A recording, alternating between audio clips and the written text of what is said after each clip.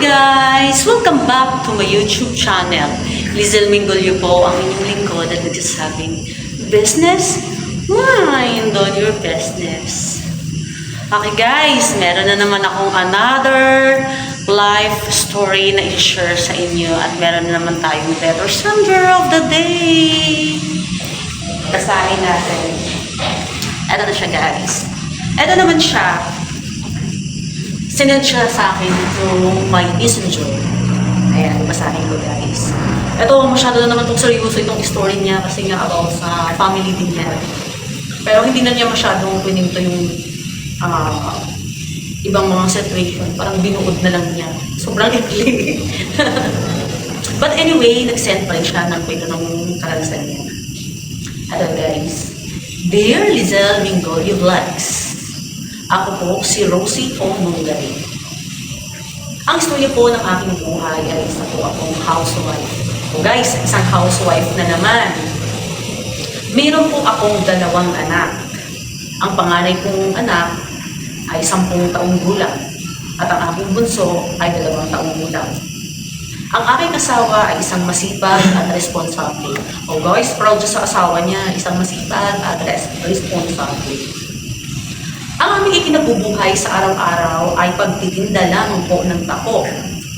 Uy, hindi lamang to. Huwag mong mamaliitin yung pagtitinda ng tako kasi matinong trabaho din ito. At least, be proud, matinong pagkabuhayan at hindi kayo nanluluto. Sa mga ganitong sitwasyon po, ang buhay namin ay hirap. Hirap po kami kasi hindi makapagtinda or hindi makapaghanap buhay. O ka naman guys kasi bagyo. Ilang bagyo na ba? 3. Bagyong Blessing, bagyong Dante. Ano ba yung pangatlong bagyo ngayon? Walang pasok, walang trabaho. Hindi sila makapagtinda o makapaghanap buhay dahil na may bagyo. So, mahirap na naman. Kung yun ang inaasahan nila sa araw-araw, kung walang tutulong sa kanila, magbibigay sa family nila na kung walang government na mga proyekto na tutulong sa family ng mga kagaya nila, kawawa talaga kung yung family. Pero parang nakita ko naman sa FB post niya na parang meron na kunting tulong din na na-receive sa lugar nila, naka-box. So, pasalamat din tayo kay Lord kung merong mga mabuting puso na mga nagbibigay kung ng walang kapatid. Hindi nga ata pinakilala kung sino yung tumulong. Ayan, tutuloy yung pagbasa ng sulat ng Biblia. So, hirap po kami sa sitwasyon na ganito. Dahil pag ganito may bagyo, di ba? Kasi hindi sila makapaghanap po kayo. Pero sadyang ganito talaga ang aming kapalaran. Tuloy lang po ang buhay. Laban lang tayo. At meron siyang smile. Laban lang tayo. Yan lamang po ang istorya ng aking buhay. Rosie O. Mungari. Sobrang maikli lang share niya ng istorya ng buhay. Pero alam niyo guys, yung ganitong sitwasyon sobrang hirap talaga kung araw-araw ang inaasahan mo lang sa kinabubuhay ninyo ng family mo pagtitinda ng taho. Sobrang mahirap talaga kasi pag di ka makapagtinda, wala rin makakain yung family. So, sana yung government natin, meron mga proyekto sila na tumulong sa mga ganitong status ng pamumuhay. But anyway, be proud, Rosie O. Mungari, at matinuloy mo hanap buhay nyo at hindi kayo naglalamang o nagluluto ng kapwa. So na yung moral lesson dito guys, kayo comment nyo po sa aking FB account at kung ano ang may advice nyo sa mga ganitong status ng pamumuhay.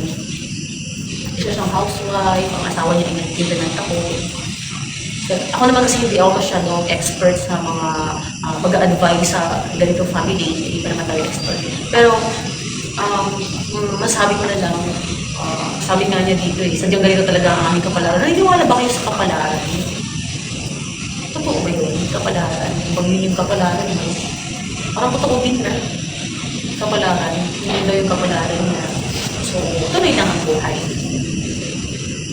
So, maging strong din lang po siya para sa kanyang mga anak, sa kanyang family.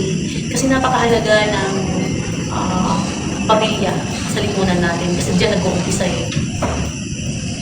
Kumbaga, ikayod niya yung mga anak niya na maging maayos ang buhay, pag-aralin na lang yun. No? So, hingi tayo ng advice sa ating mga viewers para sila makapag-advise sa'yo. Sa mga comment section, comment po kayo kung ano yung mga advice mo kasi hindi tayo expert sa mga ganitong status ng buhay. Kung paano ba natin sila matutulungan or paano natin sila mayaangat ang buhay, ang kanilang pag-iisip at ang kanilang mga anak ay unlad naman sa susunod na henerasyon, di ba? So yun, sobrang ikli ng ano niya, ng liham niya. Pero maraming salamat pa din sa iyo, Rosie Mungay, for sharing your story. At yun nga guys, maraming salamat din sa inyong support. At Lizelle Mingoli po, ang inyong lingkod at nagsasabing business, mind on your business. Go lang guys. Abangan!